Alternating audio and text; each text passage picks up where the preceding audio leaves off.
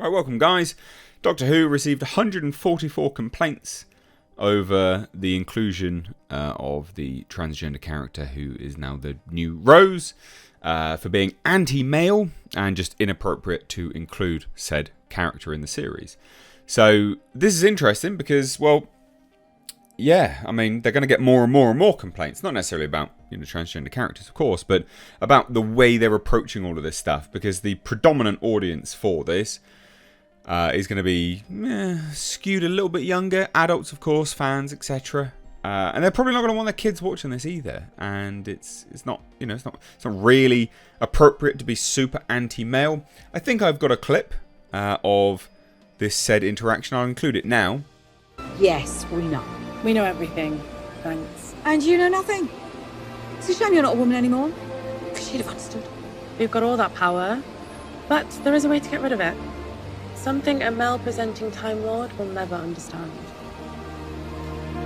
Just let it go. And we choose to let it go.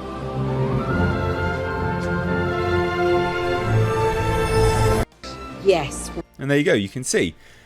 It doesn't really make any sense anyway, because, to say that a male-presenting doctor doesn't understand something is actually anti-trans ideology. Quite frankly, that doesn't really make any sense. I mean, that literally makes no sense at all. It's just so bizarre. This whole fucking clown world we live in is just, honestly, we're off our rockers listening to this nonsense. But let's take a look, right? And I would say definitely anti-male. I would say it's definitely anti-male. People are just sick of it. So the BBC received more than 100 complaints. FYI, 100 complaints are not a lot. 144 are not a lot. But 144 complaints has been a lot in the past for things.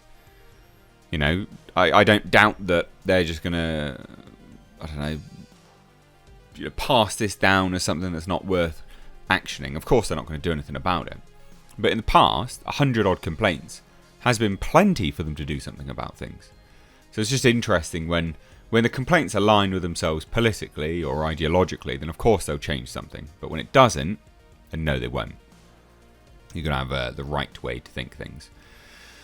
So Doctor Who viewers argued that the inclusion of Yasmin Finney's transgender character Rose was inappropriate. And the corporation has revealed it had 144 messages from disgruntled viewers in its fortnightly report on audience complaints. Some said Heartstopper star Finney's character was anti-male. They were anti-male. While others said it was an inappropriate inclusion of a transgender character.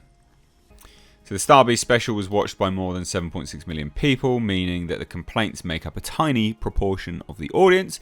Yeah, I mean, they do and they don't. You've got to remember that for every person that has actually written something, there will be a significant amount of people that choose not to say anything because they don't believe it's worth their time, because they don't think that anyone will do anything about it. That's actually really, really important.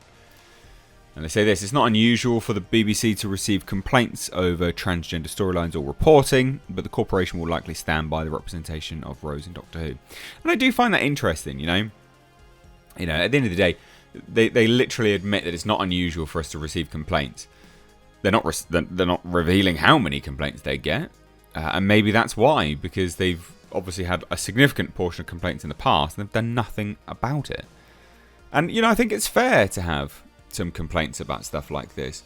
The BBC is publicly funded, which we'll get to in a minute, because defund the BBC is a very real thing, I think, personally. They just produce absolute trash.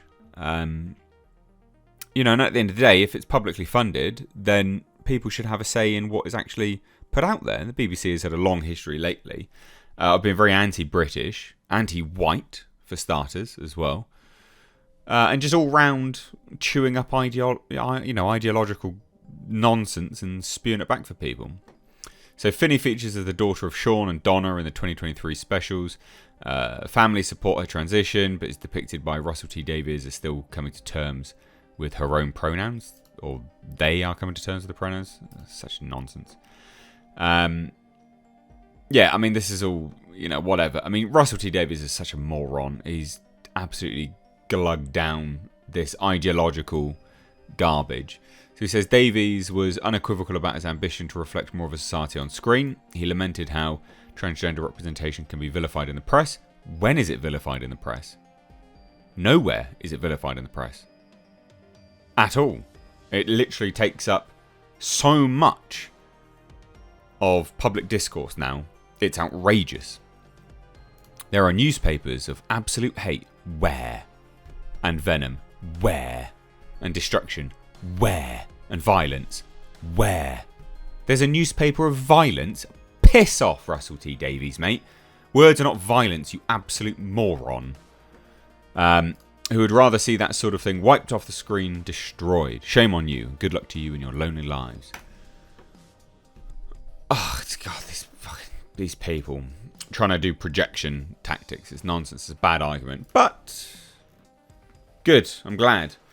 Because they're getting defunded. Or at least a little bit anyway. So the people behind Doctor Who wanted to raise the TV licence. They're publicly funded. The TV licence is actually not something you have to pay, by the way, ladies and gents, if you're tuning in from the UK. Don't pay it. Just don't watch the BBC at all. It's garbage. Why would you pay to watch this absolute shite? From people that harboured kiddie fiddlers. Like, why would you do that? They're not worth it. Don't pay your TV licence. So basically, they wanted to increase it, and government announced, no, you're not going to increase it. You can only increase it a certain amount. And now BBC insiders have voiced alarm over a funding deal that has blown a $90 million hole in the UK broadcaster's finances. The sources say potentially threatens its independence. It's not independent then, is it? You know what would be true independence for the British Broadcaster Corporation? Is to go public, i.e. open market. Hey, pay for a subscription. Oh no, sorry, wait. You've got to con people into believing they have to pay for said subscription, the TV license. And that's how you get your money. Be transparent. Go public in terms of, you know, on the open market, paying for a subscription, and you will see just how independent you actually are. No one will pay for your absolute garbage that is out there. Genuinely, absolute garbage. And this is the funny thing. A senior BBC insider said it was an unhealthy way to do business. What? To force and coerce people into paying for your TV licence? Nonsense. Culture Secretary Lucy Fraser said the licence fee, a levy that all UK households must pay to access BBC services. So, you know, oh, I don't know, a subscription. But they literally send threatening letters. It's nonsense. Will increase by 6.7% from April.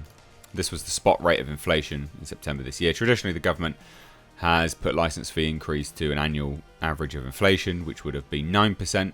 No one wants to pay for this. No one wants to pay for it. And them pulling it up, they will see that more and more people just won't pay for it. And BBC, hopefully, will just die. Because they deserve to. Because they don't listen to the public. They listen to inner city Londoners who have chewed down ideological rhetoric. They don't think for themselves. And they believe everything that these stupid morons at the BBC put out. So good, I'm glad. And Doctor Who is just a symptom of the rot that is at the core of the British Broadcasting Corporation.